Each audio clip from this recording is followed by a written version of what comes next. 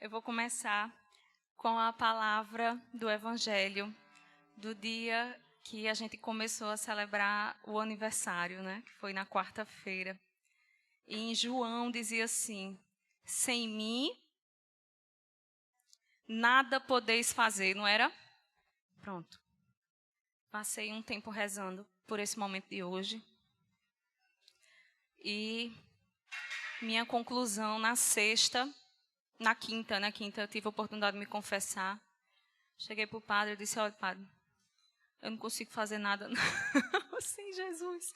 E essa é a grande conclusão, né? E eu senti assim, meu Deus, tudo que eu falar na minha vida, que eu abrir a boca para usar falar, eu vou dizer, olha, primeiro, misericórdia e graça. Para começar e para terminar, misericórdia e é isso. Não dá para começar sem isso, não dá para terminar sem isso, não dá para falar de esforço, de paciência, de tanta coisa que a gente vai falar hoje, sem começar e terminar com essa certeza. Combinado? Senão a gente bota no lugar errado. A gente bota a nossa esperança no lugar errado, a gente bota a nossa espiritualidade no lugar errado. Outra coisa assim que eu sentia, que é um pouco engraçado, pelo menos para mim, pelo menos eu me divirto sozinha, sabe? Se vocês não acharem, pelo menos eu achei. É o seguinte, eu pensei, estava preparando, rezando por essa pregação, aí quando eu vi era depois do almoço. Aí eu disse, eita, e agora, Jesus? É depois do almoço. Tive uma ideia. Então, assim, primeira coisa, você não vai apontar ninguém, combinado, estamos entre irmãos. Mas eu quero 6 pessoas arrochadas. Não pode apontar ninguém, não. Escuta a obediência. Não pode apontar ninguém. Pessoas arrochadas. Conscientes, que sabem, que têm uma alta probabilidade de cochilar neste momento. 6. Venha, Brenan. Venha, eu vou precisar de ajuda. Eu digo assim, eu estou em comunidade, né?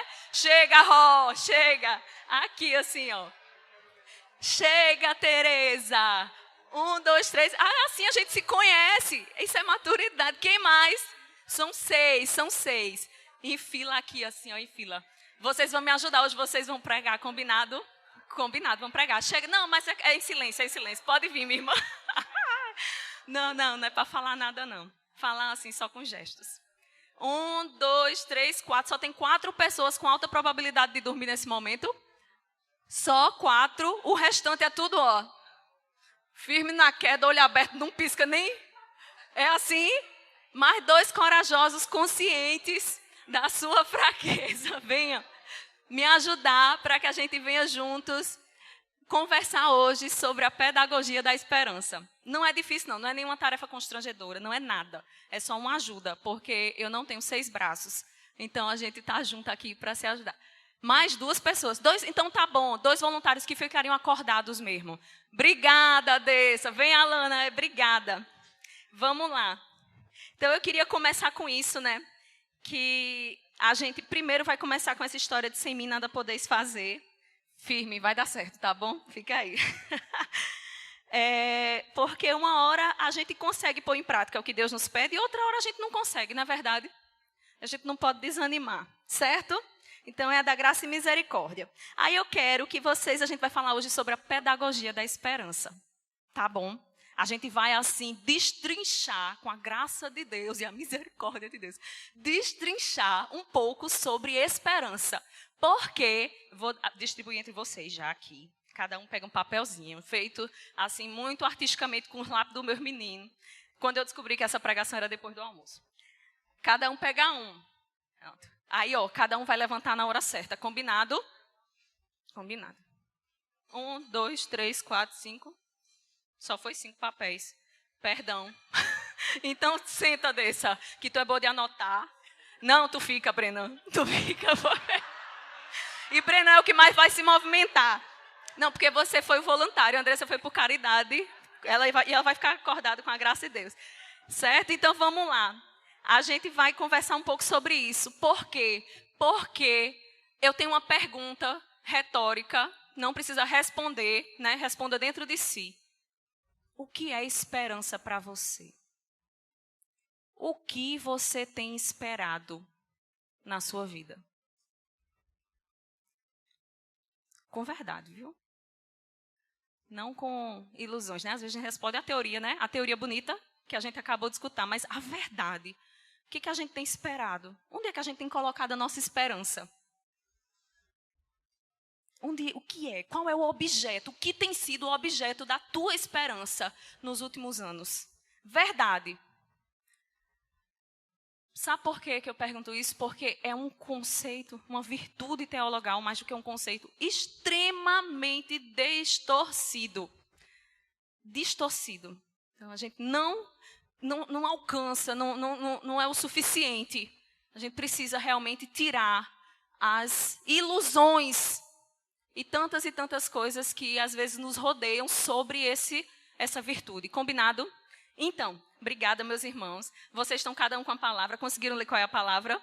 Tá. Produz, esperança, fidelidade, paciência, tribulação, certo? A gente vai abrir em Romanos 5, de 1 a 5. Aí é o seguinte, o papel de vocês é muito simples. Vocês vão levantar o papel alto quando chegar a palavra de vocês. Combinado? Foca aqui. Romanos 5, de 1 a 5. Vou abrir aqui.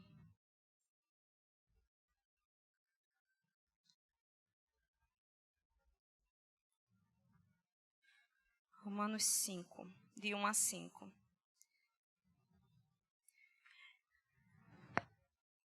Amém? Justificados, pois, pela fé, temos a paz com Deus, por meio do nosso Senhor Jesus Cristo. Por ele é que tivemos acesso a essa graça, na qual estamos firmes e nos gloriamos na esperança de possuir um dia a glória de Deus. Não só isso, mas nos gloriamos até das tribulações. Nos gloriamos até das tribulações, pois sabemos que a tribulação, levanta a tribulação, produz a paciência. A paciência prova a fidelidade. E a fidelidade comprovada produz a esperança. De novo, porque aqui tem muito tesouro escondido. A gente brinca para se manter acordado, mas ao mesmo tempo é muito sério. Combinado? Eu vou ler de novo esse trecho. Sabemos que a tribulação... Muito bem. A tribulação produz a paciência. A paciência prova a fidelidade. E a fidelidade comprovada produz o quê? A esperança. Fica só mais um pouquinho, certo? Só mais um pouquinho. E aí, eu fui pedir a Deus, Senhor, eu não consigo adentrar esse versículo. Eu não consigo, me ajude aí, ajude a gente, Senhor, ajude a gente. Aí tiveram a ideia do cerco, né? Aí fui para o cerco. Cheguei lá no cerco, Jesus, o que tu queres? O que tu queres para nós? O que nós precisamos aprender disso aqui? De forma mais cravada no nosso cotidiano, na nossa realidade. E aí, no meu coração, veio Maria. E aí veio uma trajetória de Maria nessa questão, nesses detalhes que produzem a esperança. Então, eu vou começar com Lucas 2, 41 a 51. Perda e o encontro do menino Jesus no templo. Lucas 2, de 41 a 51. Para quem quiser acompanhar. Eu vou abrir. E aí, gente, eu quero perguntar uma coisa. Levanta aí a tribulação, por favor. A gente tem uma tribulação aí, não tem? Na perda e o encontro do menino Jesus no templo. A tribulação de alguém desaparecido. É mole? Do desaparecimento. Maria passou por essa tribulação? Vou abrir aqui. Meu Deus, queria ter mais mãos, tá vendo? Nem as 6 ao Lucas 2. Eu vou abrir aqui, porque eu acho importante. Lucas 2, de 41 a 51. Ela passou pela tribulação. E aí, gente, sabe o que foi que aconteceu? Na tribulação da perda, 3 dias procurando, eles finalmente acharam. Quando acharam, vamos ver o diálogo dela aqui. Ela disse assim, olha o que ela disse. Todos os que o ouviam estavam maravilhados aqui. Quando eles o viram, ficaram admirados. E sua mãe disse-lhe, meu filho, que nos fizeste? Eis que teu pai e eu andávamos à tua procura, cheios de aflição. Cheios de quê? Aflição. Respondeu-lhes ele, por que me procuráveis? Não sabíeis que devo ocupar-me das coisas de meu pai? Minha gente, essa resposta era talvez a esperada por eles? Sabe por que não era? A própria Bíblia nos diz. Ele diz assim, eles, porém, não compreenderam o que ele lhes disse. Maria e José não compreenderam. Gente, eles pegaram o menino e voltaram para casa, cheios de... Levanta. Teve que ter, não tinha uma compreensão. Ela fazia o quê? É o segundo, a seguinte, vai passando, Sua mãe fazia o quê? O versículo 51. Guardava todas essas coisas no seu coração. O que ela fazia? Um exercício de fidelidade. Entendam, a gente está escrutinando, a gente está, não sei se essa palavra é melhor não, a gente está detalhando, pedagogia é isso, né? Um detalhamento de um processo, porque esperança não é uma coisa que faz assim, plim! Queria que fosse, não é mesmo? Mas não é. Pode até ser, porque Deus tudo pode, mas normalmente passa por um processo. Vamos para a próxima situação. Obrigada, vamos continuar. A esperança já vai levantar. Próximo é bodas de Caná. João 2, de 1 e seguintes. João, chega João, eu amo João. João 2. João 1 e seguinte. Presta atenção, gente. A gente tem aqui, né, a história das bodas de Caná. Todos vocês conhecem. Eu quero me dedicar ao evangelho, mas eu também quero ter tempo de falar tudo. Senhor, dai-nos essa graça, né?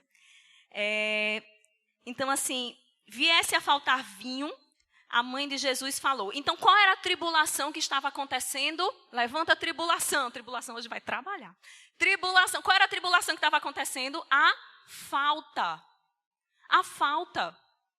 A carência de algo. Está faltando algo. Tem algo que a gente precisa, que aquela situação precisa, mas que não tem. O que ela foi fazer muito sabiamente? Falar com quem? Ela foi para o lugar certo, né? Ela foi para o lugar certo, porque Nossa Senhora é o exemplo. Ela foi para o lugar certo. Chegando lá, agora me diga uma coisa. Chegando lá, minha gente, qual é a resposta que vocês esperariam quando dissesse assim, está faltando isso? O que a gente quer ouvir de Jesus? Claro, plim, não é verdade? E algumas vezes até ele faz, porque ele é pai, ele é um pai assim que se dá. Mas, dessa vez, qual foi a resposta dele para Maria? Levanta aí. O que foi que ela precisou exercitar? Ele não respondeu a ela que ia fazer. Ele fez, viu? Mas a resposta dele foi levando ela a outro lugar de profundidade na fé, de chamado como cristã. Vocês estão entendendo quando a gente às vezes, olha, Deus está fazendo um caminho com a gente. Era para tu, Brenan, tu vai andar. Mas era para Brenan estar andando aqui no meio. Mas vai acontecer, vai acontecer. Deus está fazendo um caminho com a gente. Quando acontece a tribulação de um desaparecimento, que é uma coisa trágica, é um desastre, difícil de ver esperança, ele não passou diferente, Nossa Senhora não passou diferente. E talvez seja uma escola para chegar para a gente viver, não na teoria, mas na carne. Então, vamos lá.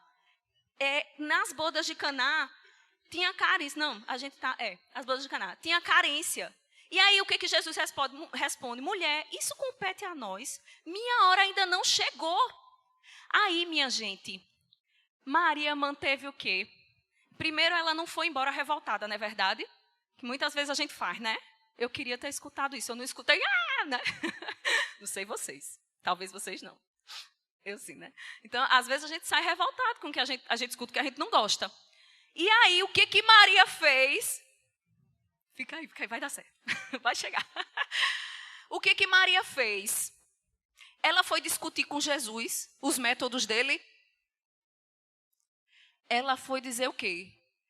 Ela foi dizer para os empregados o que ela repetiu 30 anos antes. Que era o quê? Fazei tudo o que ele... Era o seu lema, né? Ela falou na hora da anunciação e falou de novo aqui. Ela foi o quê?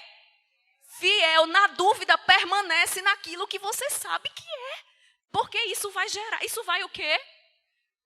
Produzir, minha gente, é uma fábrica. Produz o quê? Vamos para o terceiro exemplo, tá bom? Aí, tem um momento bem assim, né? Marcos 3, a família do lado de fora. Todos vocês conhecem, mas só para a gente chegar no ponto da esperança. A família do lado de fora. Marcos. É o único de Marcos, eu fiquei só em João.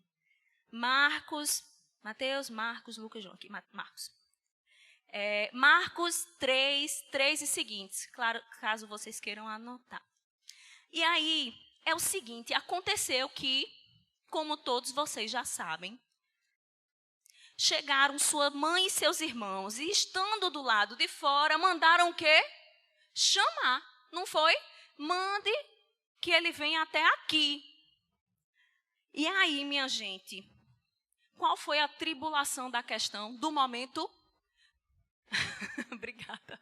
Qual foi a tribulação? Ele foi lá para fora? O pedido não foi atendido da forma como eles queriam. Na verdade, não mandou chamar? Ele não foi. E não só não foi, como deu uma resposta que pode ter desagradado a muitos que não entendiam a essência da sua resposta. Porque ele estava, na verdade, enaltecendo Nossa Senhora e todos aqueles que com ele permanecessem. Ele só estava dizendo assim, claro, com todo respeito, não vou botar palavras na boca de Jesus, mas ele está dizendo, venha para cá. Em vez de eu ir para fora, venham para dentro, porque esses são minha mãe e meus irmãos, essa é a minha família. Vem. Mas, gente, é uma tribulação. É fácil a gente pedir algo e não acontecer? É fácil, minha gente? Não é fácil. Mas a gente está aqui na produção da esperança. E vocês imaginavam que isso era um caminho para você ser uma pessoa com esperança? Eu não imaginava. Então, a tribulação foi o pedido não atender. Aí, é o seguinte, ele deu a resposta dele. Qual foi a resposta dele? Marcos, cadê? Aqui, Marcos 3. Ele disse assim, quem é minha mãe e quem são meus irmãos? E correndo olhar sobre a multidão que estava sentada ao redor dele, disse, eis aqui minha mãe e meus irmãos, aquele que faz a vontade de Deus, esse é meu irmão, minha irmã e minha mãe. E aí, minha gente, a questão é, quem foi que permaneceu junto de Jesus? Alguns podem ter ido embora, eu não sei. Isso não está registrado, não, pelo menos eu não tenho noção. Mas teve alguém que permaneceu, não teve? Até que momento? Até o fim, mas em um momento chave, que é onde ali vai levantar bastante. João 19. Porque quem permaneceu e foi fiel, esse sim produziu a esperança. Vamos em João 19, 25. Já entendeu o seu lugar, né, Breno? Obrigada. Mateus, Marcos, Lucas e João. João 19, versículo 25. 15, 19. Aqui.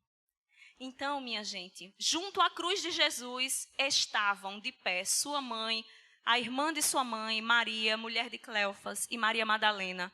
Quando Jesus viu sua mãe e perto dela o discípulo que amava, disse à sua mãe, mulher, eis aí o teu filho. Depois disse ao discípulo, eis aí tua mãe. E dessa hora em diante, o discípulo a recebeu como sua. Imediatamente eles receberam. Presta atenção. Não era só um momento que fez uma graça especial, também uma graça especial, mas não só isso, que fez eles ficarem ali de pé, aos pés da cruz. Era um caminho de uma vida de o quê?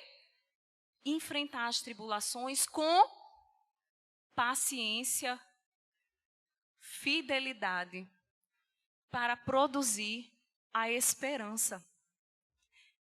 E aí, gente, naquele momento da cruz, já foi falado ontem, né? Já foi falado hoje, que naquele momento da cruz, toda a esperança estava ali guardada. Então, eles não estavam apenas tendo esperança, retendo esperança. Eles estavam, Brenan, produzindo esperança, sendo testemunhas da esperança, sendo sinal, levanta alto, sendo sinal de esperança, gente. Não é brinquedo. E aí a gente pode parar assim, e João estava lá também. E o que fez João estar lá e não estar em outro lugar? O que fez? O que fez? Onde é que estava João uns dias antes? Ele estava com o ouvido encostado aonde? Entendeu? Na hora da não compreensão, ele usou de quê? De paciência e de fidelidade. Ele perseverou. Em outra tradução fala de perseverança. Permaneceu. Quando as coisas desestruturam, não é hora de se revoltar, de questionar, de tentar entender. É hora de quê? Permanecer, exercitar a paciência. Eu pintei paciência de vermelho, sabe por quê? Porque quem foi que disse que paciência é levinha, fofinha, águazinha? É não, minha gente, é arrochado. Quando o padre falou da esperança como um fio tenso, eu digo, é isso. O negócio, pintei de verde bem escuro. É verde, mas é escuro, é intenso. Não é aquela coisinha de, eu quero, vai dar tudo certo. Vai dar tudo certo, mas o certo que eu estou me referindo é o céu. É Cristo crucificado e ressuscitado. Não é a sua expectativa. A minha expectativa de que as coisas acontecerão segundo o meu controle, ou o seu controle. Vocês estão entendendo? Palmas aos nossos irmãos que fizeram uma super apresentação. Muito obrigada, vocês me ajudaram muito. Porque agora eu quero entrar em outro ponto. Sabe por quê? Porque a gente falou sobre... Pode deixar, não precisa nem guardar. A gente falou sobre as bases da esperança, não foi? Agora a gente tem que falar sobre uma coisa que não é fácil, mas é necessária. Vamos falar agora sobre as armadilhas da esperança. Gente, eu vou começar a falar para vocês de uma história verdadeira, não é uma metáfora. Combinado? É um barco. Eu vou contar a história de um barco. Um barco que tinha gente de todo tipo. Tinha gente... assim, essas pessoas... Tinha gente bem intencionada e mal intencionada. Tinha gente madura e imatura. Tinha gente de vários lugares, de várias classes sociais, de várias profissões diferentes. Um barco, certo? Vão imaginando, qual será esse barco? Esse barco, as pessoas alimentavam o mesmo sonho de viagem, a mesma meta. Qual será esse barco? Vamos pensar. Pensa aí, quais barcos você conhece? Gente, eu tenho mais uma dica. Essa daí é infalível, ou não? O comandante deste barco tinha quantos anos de experiência? Tinha exatos 26 anos de experiência. Que barco é esse? O barco é o Titanic. História verdadeiríssima. O capitão do Titanic tinha 26 anos de experiência. Vocês sabiam, eu fui pesquisar, porque eu senti no coração a palavra, eu digo, eu tenho que estudar. 26 exatos anos de experiência. Foi o Titanic. Alguém não conhece a história do Titanic? Só para a pessoa não voar. Todos conhecem, né? O Titanic foi um navio muito grande, muito seguro, que naufragou. Vocês sabem essa história, né? O filme ganhou quantos Oscars, amor? Quantos? Obrigada, 12 Oscars. Certo? O filme é baseado na história real. Eu fui atrás das referências reais, né? Assim, das reportagens e tal. Certo? Gente, é o seguinte. Ele naufragou. E a gente vai falar, a partir dessa história, de uma inimiga da esperança, que se chama negligência. Arrocha o lombo, viu? Porque até para mim, para preparar isso foi difícil. Então, pense assim no seu coração. Senhor, bata assim no seu coração. Senhor, que eu não escute isso de forma superficial. Porque eu quero sair daqui diferente. Amém? Gente, falar sobre negligência é complicado porque a negligência muitas vezes pode parecer algo muito pequeno, mas pode produzir grandes desastres, como produziu o do Titanic. Foi real, não é uma história de um filme. Na noite anterior ao desastre, eu vou falar 3 fatos para vocês de negligência, certo? Desta inimiga chamada como vício. Ela é vício. Você começa e você, quando vê, está aprisionado e não para mais. O comandante não era um comandante que era pouco profissional. Era um cara extremamente qualificado. Era um bom marinheiro. Vocês estão entendendo? E aí, no dia anterior ao desastre do naufrágio, ele teve 2 coisas que eu considero importante trazer para vocês. A primeira é que ele recebeu um conselho inteligente. O conselho era o seguinte: aumenta a velocidade do navio, porque isso vai aumentar ainda mais a fama dele. Ele vai chegar antes. Presta atenção nos detalhes dessa história, porque eu não estou falando de uma coisa mentirosa, é verdade. E muitas vezes está na nossa vida. Aumente a velocidade do navio, porque isso vai fazer chegar antes. E chegando antes, a fama ainda vai ser maior. Ele já era muito famoso, o navio. E ele escutou isso. E ele, com a sua inteligência, ele respondeu assim: mas não temos necessidade de usar todas as caldeiras do navio e deixarmos em risco, assim, né? A gente vai usar a capacidade máxima. Aí o cara disse: pense inclusive na sua aposentadoria. Na necessidade de quê? De descanso. Justíssima. Justíssimo. E ir mais rápido é errado em si? Tem pecado aí? Ir mais rápido? Ir mais rápido por si só não é um problema, não é verdade? Ele escutou esse conselho. No dia anterior, ele escutou outro aviso. Chegou uma pessoa que era, como é? Abaixo, né? Subordinado. Um subordinado.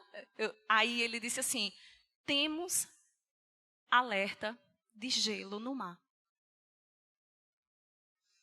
Só que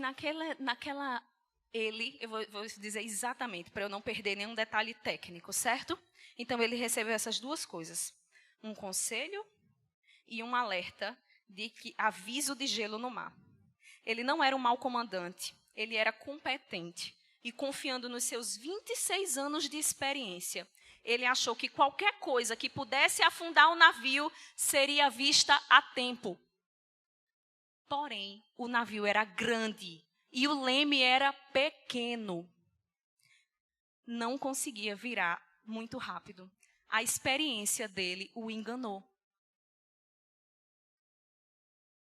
Ele se baseou na experiência, mas a experiência o enganou, porque na hora em que foi avistado o gelo, ele botou o navio para virar o mais rápido possível. E o navio não virou o mais rápido possível, porque naquele dia, aquela situação era diferente dos 26 anos anteriores que ele tinha vivido. E ele tinha acolhido o conselho de ir mais rápido e negligenciou o aviso de gelo no mar, confiando na sua experiência. Eu vou trazer agora outra negligência pequena, muito pequena, porque não foi grande. Gelo no mar acontecia, né? Ele estava passando por uma área extremamente gelada. Não era uma negligência gigantesca. Era só uma negligência. E aí eu vou dizer outra. Os binóculos dos vigias estavam perdidos. Gente, quem nunca perdeu um objeto na vida, né? Estava perdido. E um oficial perguntou, você achou os binóculos para os vigias? Aí o outro respondeu, menino, ainda não achei. Eles estavam perdidos desde quando a gente saiu daquele lugar. Era só um esquecimento. Esse esquecimento gerou uma grande tragédia. Por quê? Porque sem o binóculo, eles confiaram na sua e a visão os enganou. Quando eles viram o gelo, já era tarde demais. Vamos continuar. A terceira negligência. Eles tinham calculado uma fileira de botes salva-vidas a mais. Uma fileira. Já tinha, olha, o navio tinha muitos botes salva-vidas. Tinha mais do que a legislação pedia, entendeu? Mesmo sendo pouco para a quantidade de tripulantes. Mas a legislação ia até ali. Então, a lei estava seguida. E aí, o engenheiro pensou, vamos botar mais uma fileira de bote. Vamos botar mais uma fileira de bote aqui, para a gente aumentar a segurança. E aí, quem estava coordenando ele, atenção líderes, quem estava coordenando ele disse assim, rapaz, vai ficar tão incômodo de passar aqui com essa fileira a mais de botes. Vai ficar tão desconfortável. Vamos botar não? E ele não botou.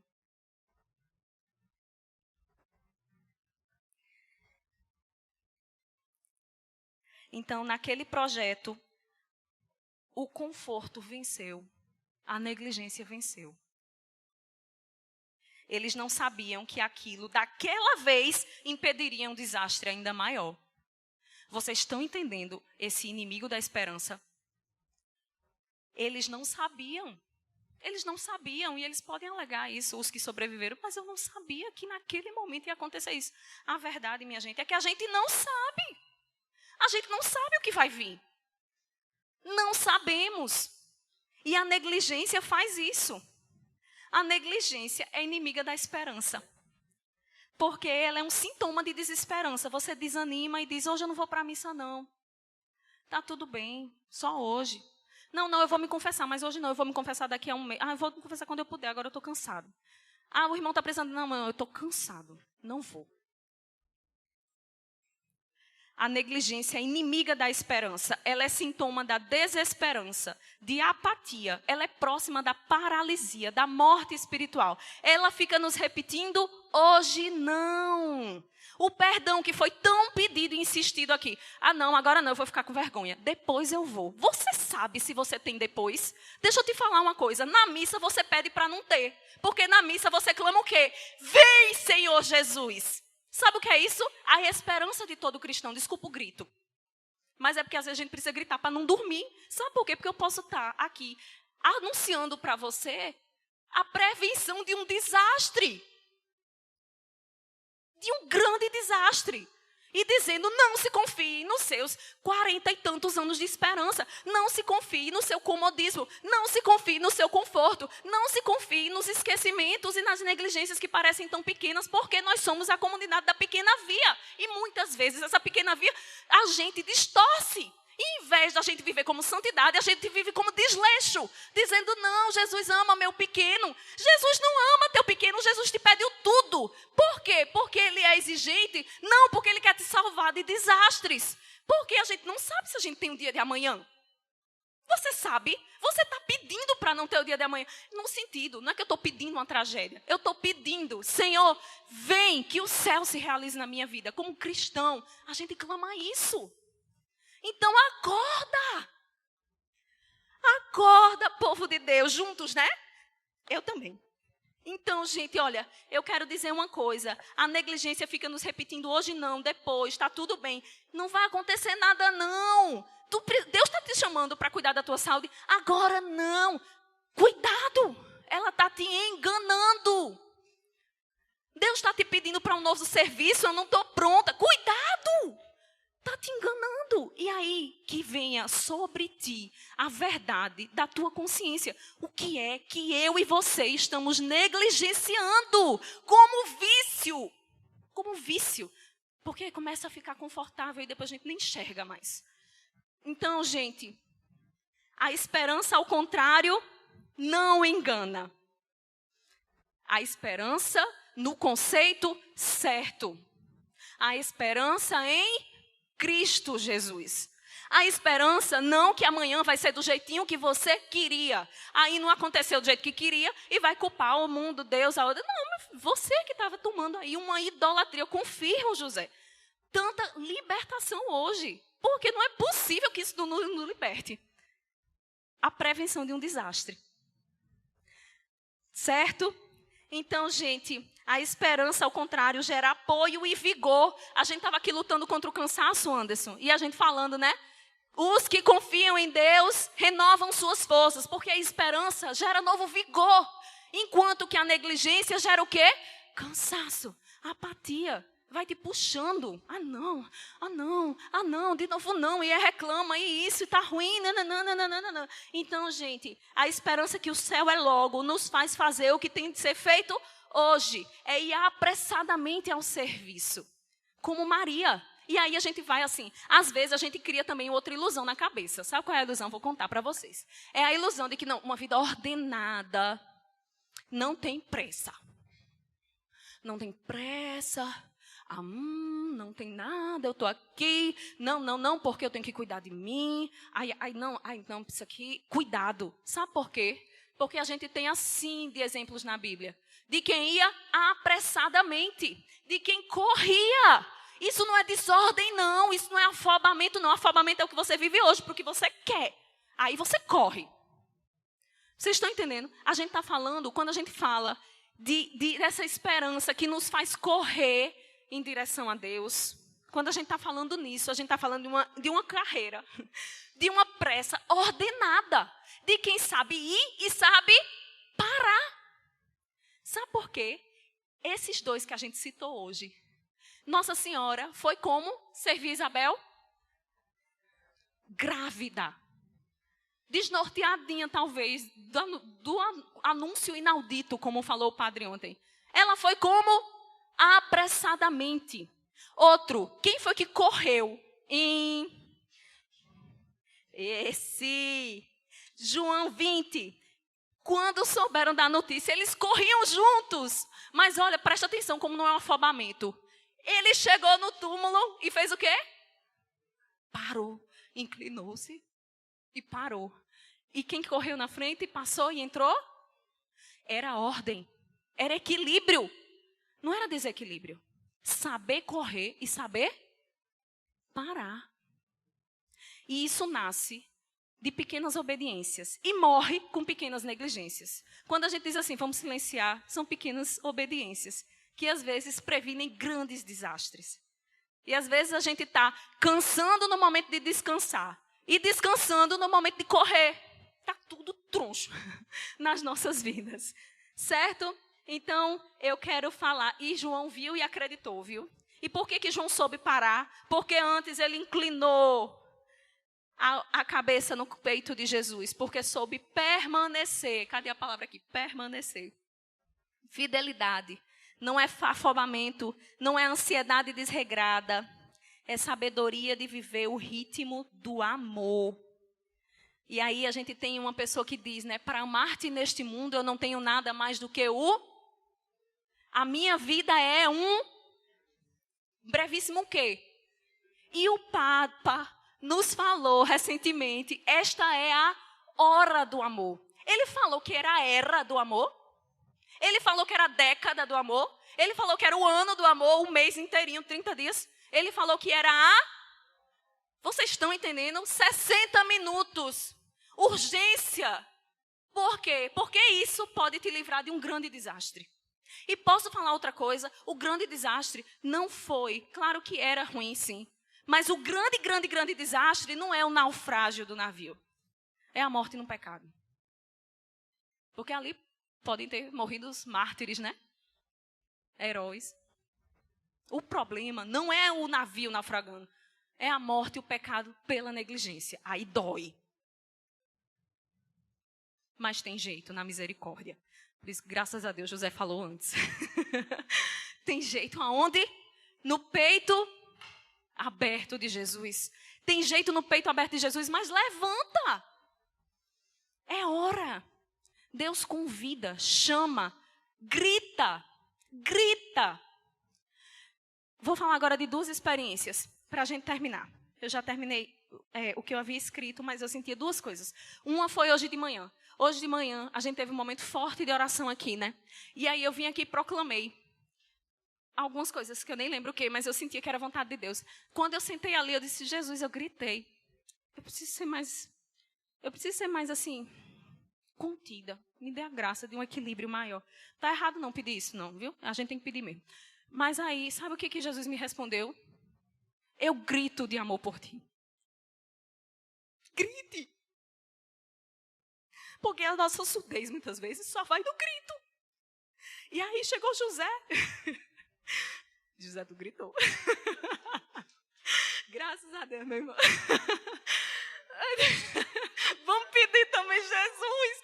Não é isso exatamente o modelo de Cristo que eu gostaria de ser, né? Não é o que chora da frente de vocês. Eu morro de vergonha disso, minha gente. Mas a verdade é que algumas vezes a gente precisa sair do morno. Acorda, levanta. É a hora do amor. Olha, a gente vai combinar uma coisa, porque estamos entre irmãos de comunidade, viu? A gente vai combinar uma coisa. A gente vai levantar para rezar. E você vai em busca da pessoa que você machucou ou que está machucado por ela. Ela não precisa entender, não. Tem nada, não. Você abraça, diz que ama, diz que está perdoado e o outro diz amém. Não precisa entender. Vai, segue, minha gente. Só segue, olha para frente, entendeu? Se a pessoa precisar conversar, tudo bem. Mas faça isso. Sabe por quê? Porque nós somos comunidade. Deixe de viver a ilusão de que você não se machuca. É que todo mundo se machuca. A gente é gente. Entendeu? E isso é libertação. Vocês já entenderam? Quantos anos a gente está aqui esperando, né? A gente até tira piada. Toda vez a gente está na mesa, brincando, não sei o quê. Oi, retiro de carnaval, a gente se encontra. Retiro anual agora, né? A gente se encontra para pedir perdão. Porque faz parte. Faz parte. Está na hora. E está na hora também de viver uma oração de renúncia. Aí, é a segunda partilha. Eu queria fazer essa partilha. Nem queria. Estava planejado não, viu? Não estava no script, não. Mas eu queria falar uma coisa. Sobre o que eu falei no início da esperança. Às vezes a gente olha assim, vocês sabem da história da gente, não quero citar minha história pessoal para a glória não, mas foram uns anos esperando, né, ter filho. Mas deixa eu falar uma coisa a você, o final feliz da minha história não é os meus 2 filhos. O final feliz da minha história foi quando, na espera, eu olhei para Jesus, ele olhou para mim e eu disse, a gente vai ser feliz junto assim. Assim. E a minha maternidade vai ser vivida com o que o Senhor me dá hoje. E eu vou ser mãe dos meus alunos, dos meus amigos, de quem precisar de maternidade. Porque se isso está fluindo de mim, é assim que eu vou ser. E eu sonhava em ser missionária. Sonhava uma missão de gente.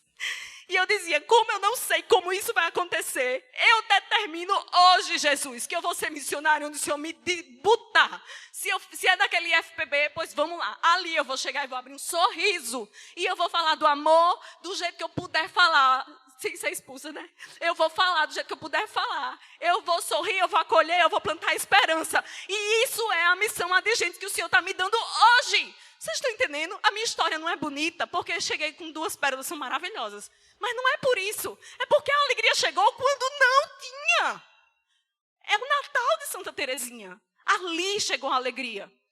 Então, assim, a gente coloca a esperança no canto errado. E fica chorando e choramingando no canto errado. Porque criou expectativas falsas sobre você, que não é para a tua salvação.